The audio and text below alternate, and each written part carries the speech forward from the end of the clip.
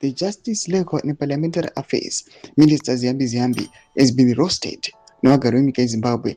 Panguva ino kuri kuonekwa kuti kuri kuitwa magatherings aiwa enzvimbo dzakasiyana siyana kumaroots. Kuri kuonekwa kunzi vanhu vari kuuya vachiunganidzwa vachiti tipewo maviews enyu nemaonero enyu pamusoro pema-amendments, muchitiudzawo kuti munoti kudii, are you in support of them? Kana mune pamoda kuenlighteniwa, tokuya tichikuenlighteniwa kuti mugare muchiziva. But panguva ino the outcome yodzoka awa ichizvamburudza Ziyambi ndoti boy subscribe or like on the bell icon.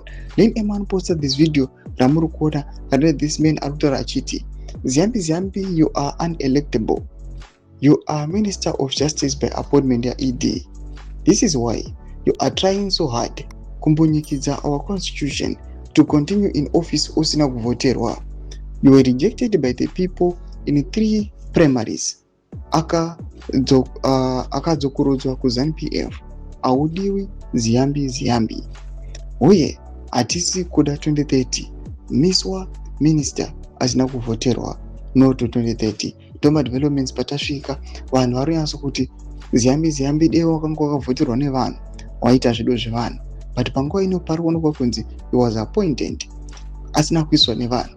That's why ari kuzama nepanogona napo kuti akwanise kufadza munhu akamuappointa on that position.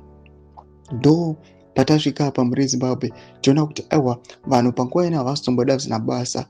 Vanhu vari kuuya vachiexpressa their views vachiti 2030 aiwa nema-amendments ngazvimbomisiwa.